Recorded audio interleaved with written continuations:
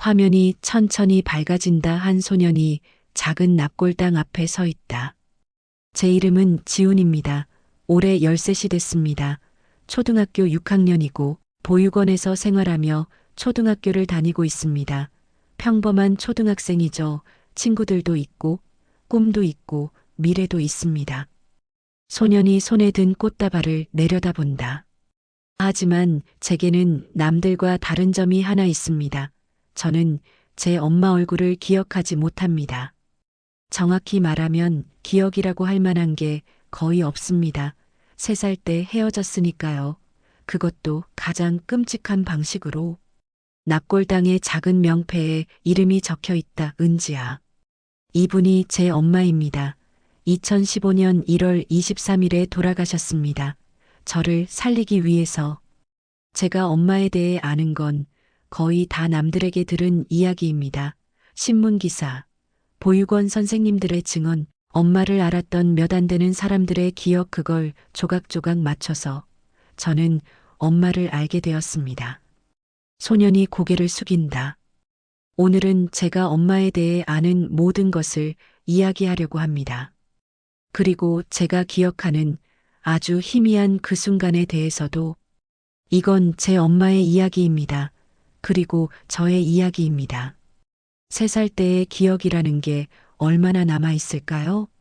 심리학자들은 대부분 사라진다고 하더군요. 하지만 저는 몇 가지를 기억합니다. 아주 단편적이고 감각적인 기억들을요. 따뜻함, 제가 제일 먼저 기억하는 건 따뜻함입니다. 누군가의 품, 부드러운 목소리. 지훈아, 괜찮아, 엄마가 여기 있어. 그 목소리가 아직도 귓가에 맴돕니다. 우리는 작은 아파트에 살았다고 합니다. 경기도 의정부시 대봉그린 아파트 5층 방 하나, 거실 하나인 작은 집. 엄마와 저 단둘이 살았습니다. 제 기억 속 엄마는 항상 웃고 있었습니다. 지훈아, 우리 오늘 뭐 먹을까? 지훈아, 엄마가 책 읽어줄까? 그런 목소리들 아주 희미하지만 분명히 있었습니다. 그리고 그날이 왔습니다. 2015년 1월 10일 토요일, 제 인생이 완전히 바뀐 날. 그날 아침을 저는 조금 기억합니다. 아니, 기억이라기보다는 감각에 가깝습니다. 뜨거운 연기 타는 냄새, 그리고 엄마의 심장 소리. 제가 기억하는 건 이것뿐입니다. 엄마의 품에 안겨서 엄마의 심장 소리를 들었습니다. 쿵쿵, 쿵쿵 아주 빠르게 뛰고 있었습니다. 그리고 엄마는 계속 말했습니다. 괜찮아, 지훈아, 괜찮아. 엄마가 지켜줄게. 엄마가 여기 있어. 나중에 소방관 아저씨들에게 들었습니다. 엄마가 저를 어떻게 안고 있었는지. 엄마는 제 위를 완전히 덮고 있었대요. 마치 방패처럼. 엄마의 등이, 엄마의 팔이, 엄마의 다리가 모두 저를 감싸고 있었다고 합니다. 그래서 저는 살았습니다. 연기도 거의 마시지 않았고 화상도 거의 없었습니다. 엄마가 저를 완전히 지켜줬으니까요. 하지만 엄마는 전신에 3도 화상을 입었습니다. 등, 팔, 다리, 얼굴까지. 엄마의 몸 전체가 불에 탔습니다. 저 대신 사고 조사 보고서와 뉴스 기사를 통해 저는 그날 무슨 일이 있었는지 알게 되었습니다. 오전 7시 47분 아파트 1층 주차장에 세워진 오토바이에서 불이 났습니다. 정확한 원인은 밝혀지지 않았지만 전기 합선으로 추정됐습니다. 불은 빠르게 번졌습니다. 주차장을 가득 채운 차들과 오토바이들이 연쇄적으로 폭발했고 계단을 타고 위층으로 올라갔습니다. 문제는 이 아파트에 방화문이 제대로 설치되지 않았다는 겁니다. 계단실 문이 열린 채로 고정되어 있었고, 그래서 불과 연기가 순식간에 위층으로 퍼졌습니다. 우리 집은 5층이었습니다. 불이 나고 10분도 안 돼서 연기가 우리 집까지 올라왔습니다. 엄마는 자고 있던 저를 깨웠을 겁니다. 창문을 열어봤겠죠. 하지만 5층, 뛰어내리기엔 너무 높았습니다. 현관문을 열어봤을 겁니다. 하지만 복도는 이미 연기로 가득 차 있었습니다. 엄마는 선택해야 했습니다. 저를 데리고 연기 속으로 뛰어들 것인가, 아니면 집안에서 구조를 기다릴 것인가. 엄마는 후자를 선택했습니다. 화장실로 들어가 문틈을 젖은 수건으로 막고 저를 꼭 안았습니다. 그리고 기다렸습니다. 구조를 기다리며. 하지만 불은 예상보다 빨리 집 안으로 들어왔습니다. 창문을 통해 벽을 타고 화장실 문도 뜨거워지기 시작했습니다. 그때 엄마가 한 일을 저는 훨씬 나중에 알게 되었습니다. 소방관 아저씨의 증언입니다. 제가 12살 때 그분을 찾아갔을 때 들은 이야기입니다. 우리가 5층에 도착했을 때 복도는 이미 불바다였습니다. 문을 발로 차서 열고 들어갔는데 집안도 연기로 가득했습니다. 시야가 거의 보이지 않았습니다. 화장실에서 여자 목소리가 들렸습니다. 여기요. 여기 아이가 있어요. 우리는 그쪽으로 달려갔습니다. 화장실 문을 열었을 때 저는 그 장면을 평생 잊을 수 없습니다. 한 젊은 여성이 아이를 품에 안고 쓰러져 있었습니다. 아이를 완전히 감싸고 자기 몸을 둥글게 말아서 마치 조개껍데기처럼. 여성의 옷은 대부분 타버렸습니다. 피부도 심하게 손상되어 있었습니다. 하지만 품에 안긴 아이는 놀랍게도 거의 멀쩡했습니다. 울고는 있었지만 외상은 거의 없어 보였습니다. 제가 아이를 안으려고 하자 그 여성이 의식이 거의 없는 상태에서도 아이를 더 꽉 껴안았습니다. 마치 절대 놓지 않겠다는 듯이. 저는 그분께 말했습니다. 괜찮습니다. 아이는 제가 구할게요. 안전하게 데리고 나갈게요. 그제야 그분의 팔에서 힘이 풀렸습니다. 그리고 작게 중얼거렸습니다. 감사합니다. 제 아들 부탁합니다. 그게 엄마가 한 마지막 말이었습니다. 엄마는 아주 대병원 중환자실로 옮겨졌습니다. 전신 3도. 화상 생존 가능성은 거의 없다고 했습니다. 하지만 엄마는 살아 있었습니다. 저는 보육원에 임시로 맡겨졌습니다. 엄마의 가족이나 친척이 아무도 없었으니까요. 보육원 원장 선생님이 저를 데리고 병원에 가려고 했지만 의사 선생님이 말렸다고 합니다. 아이가 보기에는 너무 충격적일 것 같다고. 그래서 저는 엄마의 마지막을 함께하지 못했습니다. 3살짜리 아이에게 그게 어떤 의미인지도 몰랐습니다.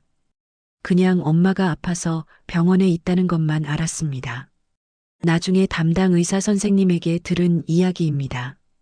엄마는 2주 동안 사투를 벌였습니다. 온몸에 화상을 입어서 피부 이식 수술을 여러 번 받아야 했습니다. 하지만 화상 부위가 너무 넓었습니다. 몸의 80% 이상 의학적으로는 거의 불가능한 상황이었습니다. 그런데도 엄마는 버텼습니다. 2주를 의료진들도 놀랄 정도였다고 합니다. 저 정도 화상이면 보통 며칠 안에 돌아가시는데 어떻게 저렇게 버티시는지 모르겠다고.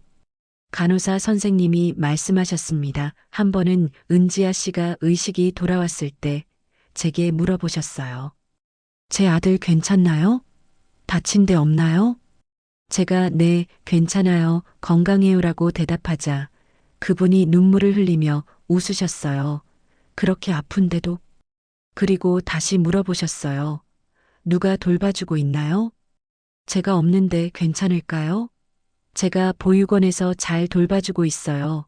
걱정 마세요라고 했더니 그제야 안심하는 표정을 지으셨어요. 엄마는 제 걱정만 했습니다. 자기 몸이 그 지경인데도. 아파서 비명도 못 지를 정도로 아픈데도 엄마는 저만 걱정했습니다.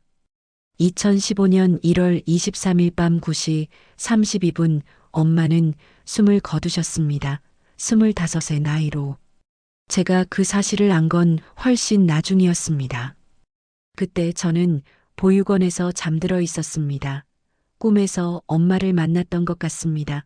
정확히 기억나지는 않지만 따뜻한 느낌이었습니다. 다음 날 아침 원장 선생님이 저를 조용히 불러내셨습니다. 그리고 무릎을 꿇고 눈높이를 맞춰 말씀하셨습니다. 지우나 엄마가 하늘나라에 가셨단다. 저는 그 말의 의미를 이해하지 못했습니다. 하늘나라가 뭔지, 가셨다는 게 무슨 뜻인지 그냥 물었습니다. 그럼 언제 돌아와요? 선생님은 눈물을 흘리며 말씀하셨습니다. 지우나 엄마는 이제 못 돌아와 하지만 엄마는 항상 지훈이를 지켜보고 계실 거야 하늘에서. 그때도 저는 잘 이해하지 못했습니다. 다만 선생님이 우시니까 저도 따라 울었습니다. 왜 우는지도 모르고. 엄마를 진짜로 잃었다는 걸, 다시는 볼 수 없다는 걸 저는 훨씬 나중에야 깨달았습니다. 엄마의 장례식은 조촐했습니다. 조문객이 거의 없었습니다. 엄마를 아는 사람이 별로 없었으니까요. 보육원 선생님들이 오셨고, 엄마의 친구 몇 분이 오셨고, 그리고 그날 엄마를 구조했던 소방관 아저씨들이 오셨습니다. 저는 영정사진 앞에 앉아 있었습니다. 검은 옷을 입고 하얀 꽃을 들고 사람들이 와서 절을 하면 저도 따라 고개를 숙였습니다.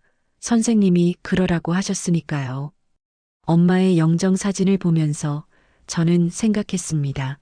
이분이 우리 엄마구나. 사진 속 엄마는 웃고 있었습니다. 환하게 저를 안고 웃고 있었습니다. 나중에 안 건데 그 사진은 제가 돌 때 찍은 거였습니다. 엄마와 제가 함께 찍은 거의 유일한 사진. 그 사진에서 엄마는 정말 행복해 보였습니다. 엄마의 친구분 한 분이 제게 다가와 말씀하셨습니다. 지훈아, 엄마가 너를 정말 사랑하셨어. 만날 때마다 내 얘기만 하셨어. 우리 지훈이가 오늘 이런 말을 했다. 이런 행동을 했다. 엄마한테 너는 전부였어. 그분은 울면서 계속 말씀하셨습니다. 엄마가 힘들 때마다 너를 보면 힘이 난다고 했어. 내가 있어서 살 수 있다고. 정말로 엄마는 너 때문에 살았어. 제가 커가면서 저는 엄마에 대해 더 많은 걸 알게 되었습니다. 보육원 선생님들이 조금씩 이야기해 주셨고 엄마의 친구분들도 이따금 연락해서 엄마 이야기를 들려주셨습니다. 그렇게 알게 된 엄마의 과거는 제 가슴을 아프게 했습니다. 엄마는 고아였습니다.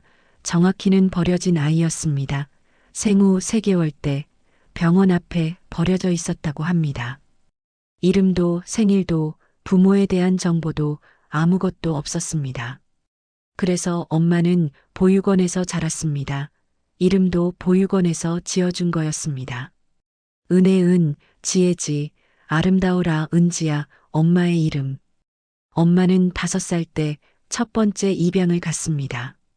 서울의 한 가정의 선생님들 말로는 엄마가 그때 정말 행복해했다고 합니다. 나도 이제 가족이 생겼어. 하면서. 하지만 1년 후 엄마는 다시 보육원으로 돌아왔습니다. 파양 이유는 간단했습니다. 그 가정에 친자식이 태어났고 입양한 아이가 부담이 되었던 겁니다. 6살 엄마는 이해하지 못했을 겁니다. 왜 다시 보육원에 와야 하는지, 내가 뭘 잘못했는지. 선생님들 말로는 엄마가 그 후로 한동안 말을 하지 않았다고 합니다. 그리고 엄마는 10살 때 2번째 입양을 갔습니다. 이번에는 경기도의 한 가정으로 엄마는 또 한 번 기대했을 겁니다. 이번에는 정말 가족이 될 수 있겠지. 하지만 2년 후 엄마는 또다시 보육원으로 돌아왔습니다. 2번째 파양 이유는 양육 부담이었습니다. 경제적 어려움으로 아이를 키울 수 없다는 것. 2번의 입양, 2번의 파양 엄마는 2번이나 가족을 가졌다가 2번이나 버려졌습니다. 선생님이 말씀하셨습니다. 그 후로 엄마가 많이 변했다고. 밝던 아이가 조용해지고 사람을 잘 믿지 않게 되었다고. 저는 사랑받을 수 없는 아이인가 봐요. 라고 말하기도 했다고 합니다. 엄마는 보육원에서 고등학교까지 마쳤습니다. 친구들은 있었지만 많지 않았습니다. 엄마는 혼자 있는 걸 선호했다고 합니다. 엄마의 고등학교 친구분이 말씀하셨습니다. 지아는 항상 혼자 책을 읽고 있었어. 주로 동화책이나 그림책. 한 번은 내가 물어봤어. 왜 동화책만 보냐고. 그랬더니 지아가 말하더라. 동화책 속 가족들은 다들 행복하잖아. 그런 거 보면 마음이 편해진다고. 그리고 지아가 한 번은 나한테 말했어. 나는 나중에 꼭 아이를 낳을 거야. 그리고 그 아이한테는 내가 받지 못한 사랑을 다 줄 거야. 절대 버리지 않을 거야. 평생 함께 있을 거야. 그때 나는 그 말이 그냥 하는 말인 줄 알았어. 근데 지아는 정말 그렇게 했어. 엄마는 20살이 되었습니다. 보육원을 나와 자립해야 하는 나이. 엄마는 식당에서 일을 시작했습니다. 홀서빙, 설거지, 청소할 수 있는 일은 다 했습니다.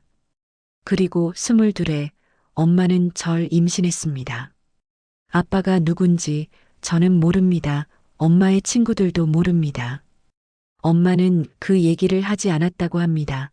다만 그 사람은 아이를 원하지 않았다는 것만 알려줬다고 합니다. 주변 사람들은 엄마에게 권했습니다. 혼자서 어떻게 키워? 포기하는 게 나을 거야. 하지만 엄마는 고개를 저었습니다. 아니요. 저는 이 아이를 낳을 거예요. 그리고 평생 함께 있을 거예요. 절대 버리지 않을 거예요. 2012년 4월 5일 제가 태어났습니다. 엄마는 혼자 병원에 갔고 혼자 출산했습니다. 옆에 아무도 없었습니다. 간호사 선생님이 나중에 말씀하셨습니다. 출산 후에 은지아 씨가 아기를 안고 한참을 울었어요. 기쁨의 눈물인지 걱정의 눈물인지 알 수 없었지만 계속 우시면서 아기에게 말하더라고요. 지훈아, 엄마가 꼭 잘 키울게. 약속할게.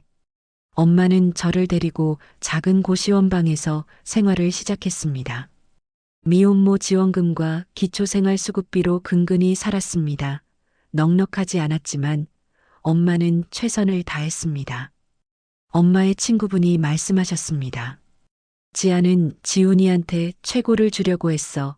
자기는 편의점 도시락 먹으면서도 지훈이한테는 제대로 된 이유식을 사줬어. 자기 옷은 중고로 사면서도 지훈이 옷은 새 걸로 샀어. 한 번은 내가 물어봤어. 왜 그렇게까지 해?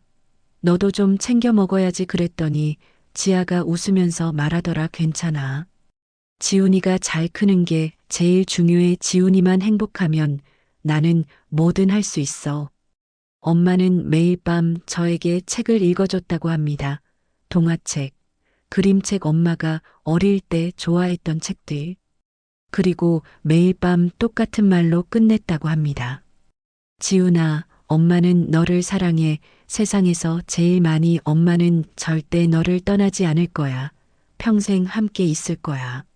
하지만 엄마는 그 약속을 지키지 못했습니다. 엄마의 잘못이 아닌데도. 그날 아침 엄마는 평소처럼 일어났을 겁니다. 저를 깨우고 밥을 먹이고 함께 놀았을 겁니다. 평범한 토요일 아침.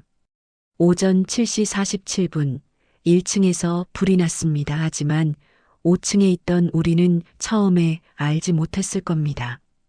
화재 경보가 울렸을 때 엄마는 뭔가 이상하다고 느꼈을 겁니다. 현관문을 열어봤을 때 복도에 연기가 차오르는 걸 봤을 겁니다.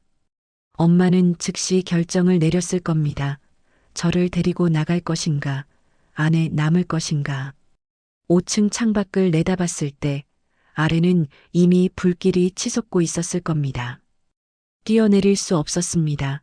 계단으로 내려갈 수도 없었습니다. 연기가 너무 심했으니까. 그래서 엄마는 저를 안고 화장실로 들어갔습니다.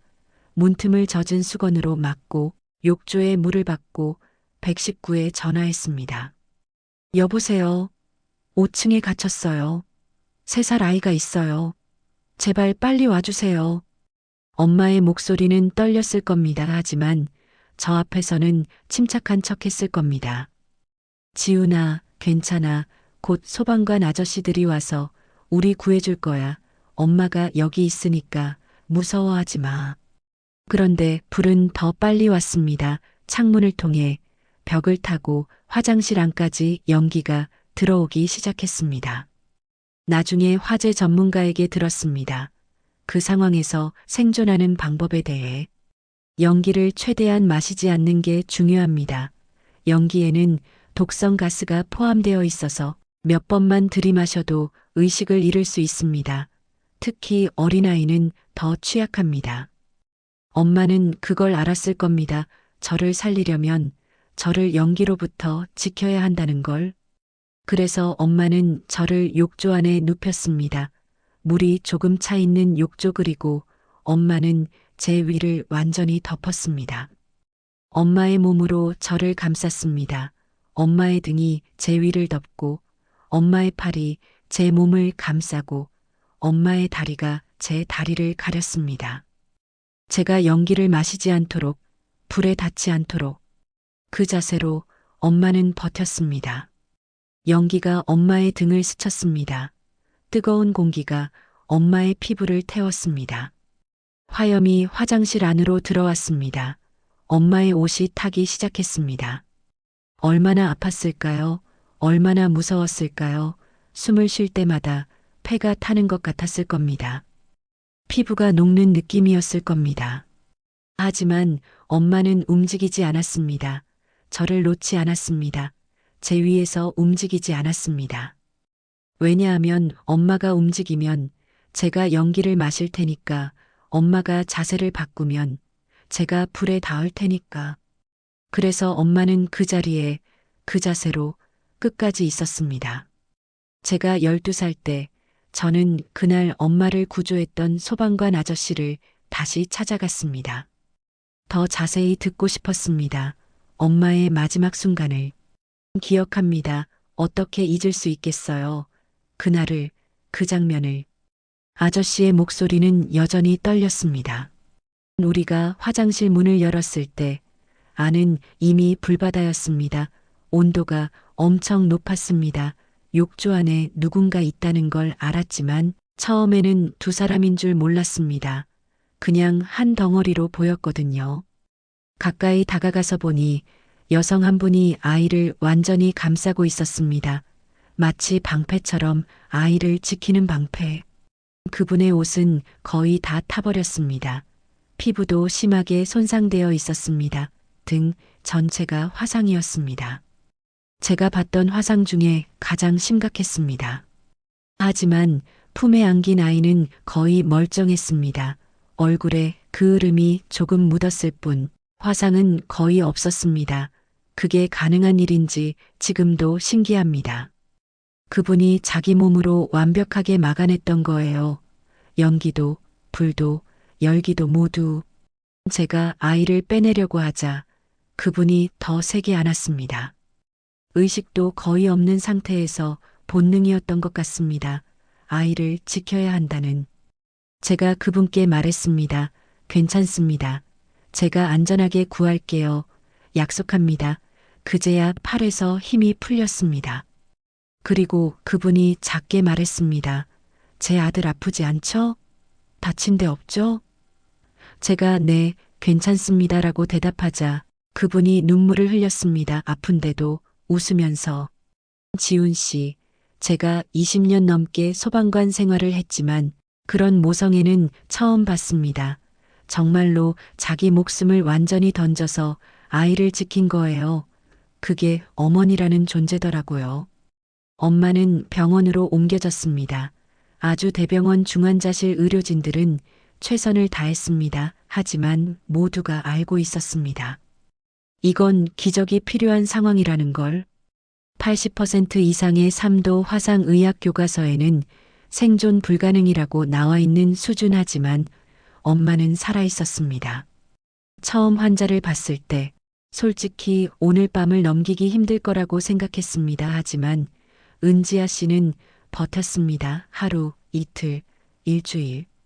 우리 의료진 모두가 놀랐습니다. 저 정도 부상이면 보통 장기 부전으로 며칠 안에 사망하는데 어떻게 버티시는지. 엄마는 중간중간 의식이 돌아왔습니다. 그때마다 같은 것만 물어봤다고 합니다. 제 아들 괜찮나요?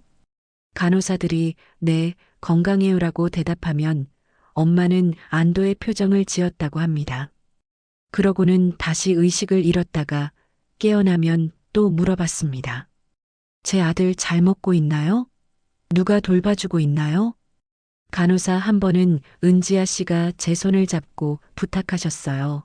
제가 만약 안 되면 제 아들 좀 부탁드려요. 좋은 사람들이 돌봐주게 해주세요. 절대 보육원에 오래 있게 하지 말고 따뜻한 가정에 입양되게 해주세요. 저는 울면서 대답했어요. 그런 말씀 마세요. 어머님이 직접 키우셔야죠. 그러자 은지아 씨가 슬프게 웃으며 말씀하셨어요. 저는 이미 알아요. 제 몸 상태를 제가 지훈이를 다시 못 볼 것 같아요.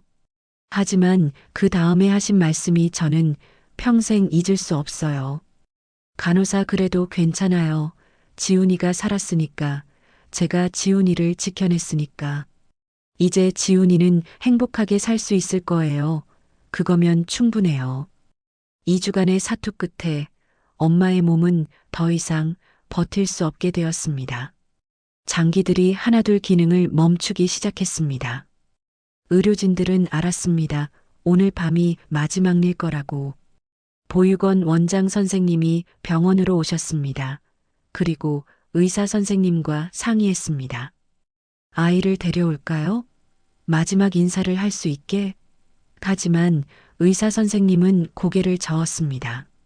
상태가 아이가 보기에는 너무 충격적입니다. 3살 아이가 감당하기에는. 그래서 저는 엄마의 마지막을 함께하지 못했습니다.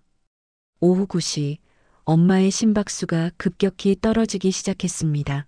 의료진들이 급히 응급처치를 했지만 소용없었습니다. 간호사 선생님이 엄마의 귓가에 대고 말했습니다. 은지아 씨, 지훈이는 정말 건강해요. 잘 먹고, 잘 놀고, 잘 자고 있어요. 걱정하지 마세요. 이제 편히 쉬셔도 돼요. 엄마의 눈에서 눈물 한 방울이 흘러내렸습니다. 그리고 2015년 1월 23일 오후 9시 32분 엄마는 숨을 거두셨습니다. 25의 나이로 엄마가 된 지 겨우 3년 하지만 그 3년 동안 엄마는 완벽한 엄마였습니다. 저는 그날 밤 이상한 꿈을 꿨습니다. 엄마가 제게 다가와서 안아주는 꿈. 엄마가 말했습니다. 지훈아, 엄마는 이제 가야 해 하지만 항상 너를 지켜볼게. 사랑해. 꿈에서 깬 저는 울고 있었습니다. 왜 우는지도 모르고. 다음 날 아침 원장 선생님이 저에게 말씀하셨습니다. 엄마가 하늘나라에 갔다고.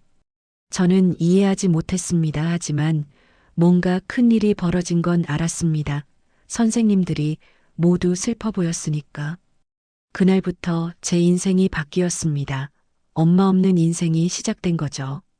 보육원은 나쁜 곳이 아니었습니다. 선생님들은 친절했고 밥도 잘 나왔고 친구들도 있었습니다. 하지만 엄마가 없었습니다. 밤마다 저는 엄마를 찾았습니다.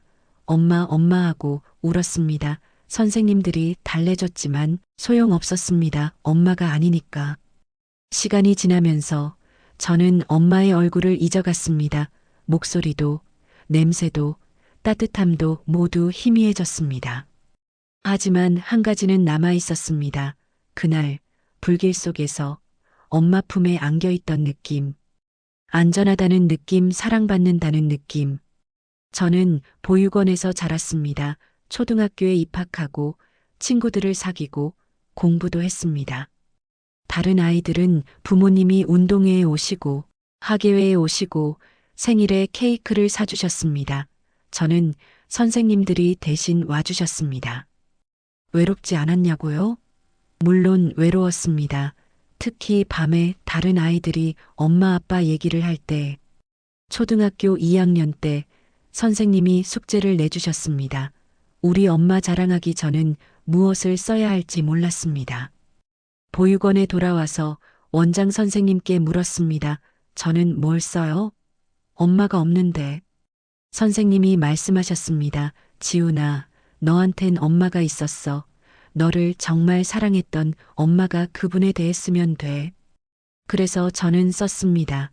제가 아는 거의 없는 엄마에 대해 선생님들에게 들은 이야기들을 모아서 우리 엄마는 하늘에 계십니다. 엄마는 저를 불에서 구해주셨습니다. 엄마는 자기 몸으로 저를 지켜주셨습니다. 엄마는 정말 용감한 사람이었습니다. 저는 엄마가 자랑스럽습니다. 그 숙제를 읽고 선생님이 우셨습니다. 반 아이들도 조용해졌습니다. 그날 이후 저는 불 속에서 살아난 아이가 되었습니다. 아이들이 신기해하며 물어봤습니다. 진짜야? 엄마가 너 구해줬어? 저는 대답했습니다. 응, 우리 엄마는 영웅이야. 초등학교 5학년 때 저는 결심했습니다. 엄마에 대해 더 알고 싶다고, 엄마가 어떤 사람이었는지, 어떻게 살았는지. 그래서 저는 엄마의 친구분들을 찾아갔습니다. 보육원 선생님들에게 연락처를 받아서 엄마의 고등학교 친구 민지 이모를 만났습니다. 민지 이모, 지훈아, 많이 컸네. 엄마 얼굴 닮았어. 그 말에 제 가슴이 뛰었습니다. 제가 엄마를 닮았다니. 엄마는 정말 좋은 사람이었어. 조용했지만 따뜻했어. 힘든 일이 있어도 남한테 짐 지우지 않으려고 했어. 이모가 핸드폰을 꺼내 사진을 보여줬습니다. 고등학교 때 엄마 사진, 교복을 입고 수줍게 웃고 있는 엄마. 저는 그 사진을 한참 들여다봤습니다. 이분이 우리 엄마구나. 처음으로 제대로 본 엄마의 모습. 엄마가 너를 정말 사랑했어. 임신했을 때 주변에서 다들 말렸거든. 혼자서 어떻게 키우냐고. 근데 엄마는 절대 포기하지 않았어. 이 아이는 제가 선택한 거예요. 제가 책임질 거예요. 이 아이한테는 제가 받지 못한 사랑을 다 줄 거예요. 그렇게 말했어. 그리고 정말 그렇게 했어. 너한테 최고를 주려고 했어. 비록 많은 걸 줄 수는 없었지만 사랑만큼은 정말 많이 줬어. 마지막까지도 엄마는 끝까지 너를 지켰어. 자기 목숨을 바쳐서. 그게 엄마였어. 너를 위해서라면 뭐든 할 수 있는 사람. 초등학교 6학년이 된 때 저는 그곳을 찾아갔습니다. 의정부 대봉그린 아파트. 엄마와 제가 마지막으로 함께 있던 곳. 아파트는 화재 후 재건축되어 이제는 다른 모습이었습니다. 하지만 그 자리는 그대로였습니다. 저는 5층을 찾아갔습니다. 우리가 살던 호수 다른 가족이 살고 있었습니다. 배를 누르지는 않았습니다. 그냥 문 앞에 서서 한참을 서 있었습니다. 이 문 안에서 엄마와 저는 함께 살았습니다. 행복하게. 비록 짧은 시간이었지만 이 문 안에서 엄마는 저를 구했습니다. 자기 목숨을 바쳐서. 저는 문에 손을 대고 눈을 감았습니다. 엄마의 온기를 느끼려고 애썼습니다. 하지만 느껴지지 않았습니다. 너무 오래 전 일이니까. 계단을 내려가며 저는 생각했습니다. 그날 이 계단에 불이 치솟았을 것이고 연기가 가득했을 것이고 사람들의 비명이 울렸을 거라고. 그리고 5층에서 엄마는 저를 안고 있었을 거라고. 괜찮아. 지훈아, 엄마가 지켜줄게 하면서. 1층 로비에는 작은 추모 조형물이 있었습니다. 화재로 돌아가신 5분을 기리는. 엄마의 이름도 거기 적혀 있었습니다. 은지야, 25세. 그리고 그 옆에 작게 적혀 있었습니다. 아들을 구하고 순직. 순직. 엄마는 소방관도 경찰관도 아니었습니다. 하지만 누군가를 구하고 돌아가셨습니다. 자기 아들을. 저는 그 앞에서 한참을 서 있었습니다. 그리고 속으로 말했습니다. 엄마, 저 왔어요. 엄마가 저를 지켜준 그곳에 엄마 덕분에 저 잘 자라고 있어요. 걱정하지 마세요. 초등학교 6학년 때 원장 선생님이 저를 부르셨습니다. 그리고 조심스럽게 말씀하셨습니다.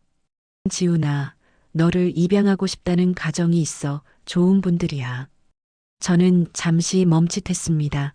입양. 엄마가 2번이나 겪었던 그것, 그리고 2번 다 실패했던 것. 물론 내가 원하지 않으면 안 해도 돼. 하지만 한번 만나보는 것도 나쁘지 않을 것 같아. 정말 좋은 분들이거든. 저는 망설였습니다. 솔직히 말하면 무서웠습니다. 엄마처럼 버려질까봐. 하지만 동시에 궁금하기도 했습니다. 가족이라는 게 어떤 건지. 저는 그 부부를 만났습니다. 40대 중반의 부부 아이를 가질 수 없어서 입양을 결심했다고 합니다. 그들은 따뜻해 보였습니다. 저를 보며 미소 지었고 제 이야기를 경청했습니다. 하지만 저는 결정할 수 없었습니다. 아직 준비가 안 된 것 같았습니다. 그래서 정중하게 거절했습니다. 시간을 좀 더 주세요. 아직은. 그들은 이해한다며 웃어줬습니다. 그날 밤 저는 생각했습니다. 왜 제가 입양을 받아들일 수 없는지. 그리고 깨달았습니다. 저는 아직 엄마를 보내지 못했다는 걸, 엄마가 아닌 다른 사람을 엄마라고 부를 수 없다는 걸. 어쩌면 평생 그럴지도 모른다는 생각이 들었습니다. 제게는 이미 엄마가 있었으니까. 비록 지금은 없지만 분명히 있었으니까. 저는 나중에 대학을 가면 사회복지학과 진학하는 게 꿈입니다. 왜 사회복지를 선택하냐고요? 이유는 간단합니다. 엄마처럼, 저처럼 힘든 사람들을 돕고 싶어서요. 엄마는 도움이 필요했습니다. 고아로 자라고 2번이나 파양당하고 홀로 아이를 키우며 하지만 엄마를 제대로 도와준 사람은 많지 않았습니다. 저도 도움이 필요했습니다. 3살의 엄마를 잃고 보육원에서 자라며 많은 분들이 도와주셨지만 부족한 점도 많았습니다. 그래서 저는 배우고 싶습니다. 어떻게 하면 그런 사람들을 제대로 도울 수 있는지, 어떻게 하면 아무도 혼자가 아니게 할 수 있는지. 선생님이 물으셨습니다. 왜 이 길을 선택하려고 하니? 저는 대답했습니다. 제 엄마 때문입니다. 엄마가 받지 못한 도움을 다른 사람들에게 주고 싶습니다. 지금 저는 아직 13입니다. 현재 공부를 열심히 해서 남들을 도울 수 있는 사람이 되는 것이 꿈인 아이입니다. 친구들도 생겼고 하고 싶은 것들도 많고 꿈도 있습니다. 평범한 소년의 삶. 가끔 사람들이 물어봅니다. 부모님은 뭐 하시는 분이니? 저는 대답합니다. 돌아가셨어요. 언제?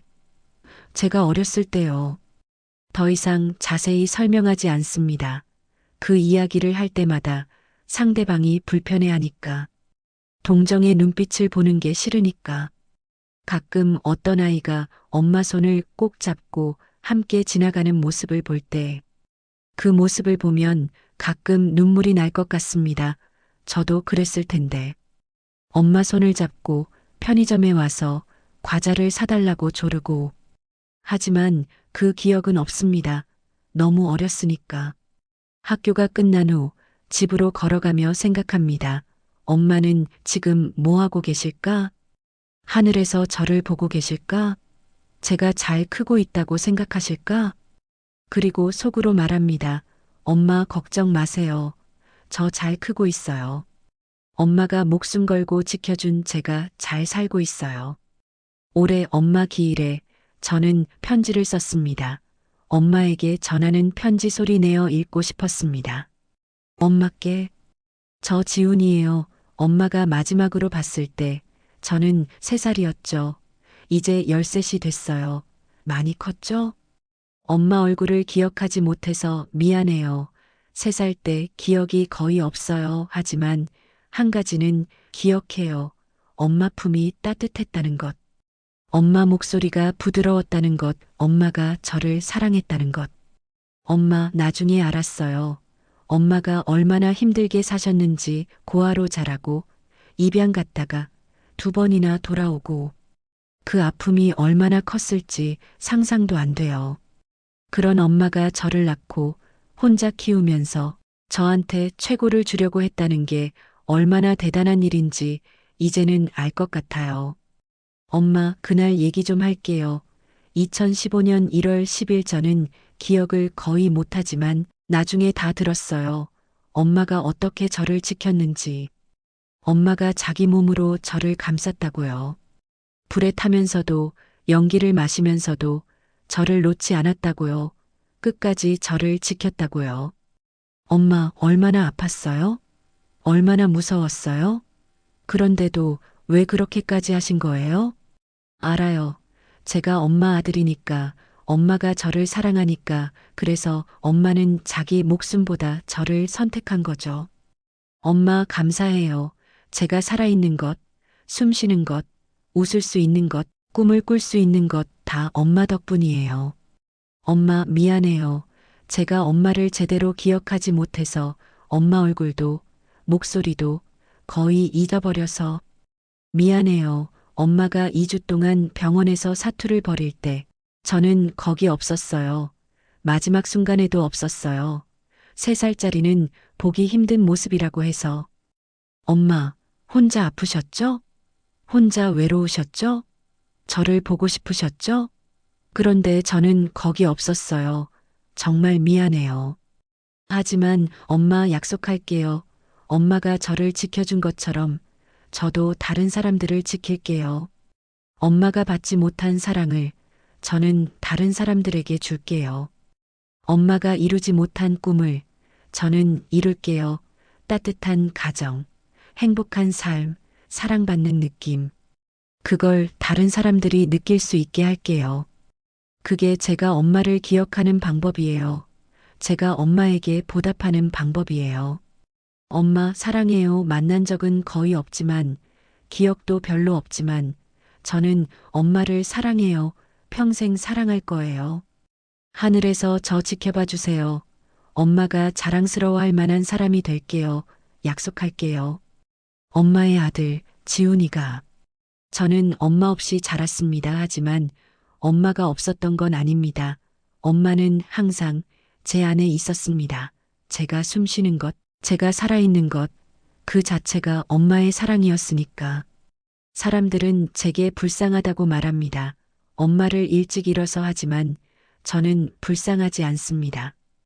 왜냐하면 저는 세상에서 가장 큰 사랑을 받았으니까. 누군가 자기 목숨을 바쳐서 저를 지켜줬습니다. 누군가 끝까지 저를 놓지 않았습니다. 누군가 마지막 순간까지 저만 걱정했습니다. 그게 엄마였습니다. 그게 모성이었습니다. 그게 사랑이었습니다. 저는 엄마 얼굴을 기억하지 못합니다. 하지만 엄마의 사랑은 기억합니다. 온몸으로, 마음으로 기억합니다. 엄마, 저 잘 살고 있어요. 엄마가 지켜준 이 삶을 소중하게 살고 있어요. 매일매일 감사하며 살고 있어요. 그리고 알아요. 엄마가 하늘에서 저를 지켜보고 계신다는 거. 제가 웃으면 같이 웃어주시고, 제가 울면 같이 울어주시는 거. 엄마 기다려주세요. 언젠가 제가 그곳에 가면 그때는 제대로 인사할게요. 엄마, 저 왔어요. 엄마가 지켜준 아들, 잘 컸어요. 라고. 그때까지 저는 엄마를 자랑스럽게 만드는 사람으로 살 거예요. 엄마의 희생이 헛되지 않게, 엄마의 사랑이 계속 이어지게. 이게 제 이야기입니다. 불 속에서 살아남은 아이의 이야기, 엄마의 사랑으로 살아가는 소년의 이야기. 엄마 사랑합니다. 영원히.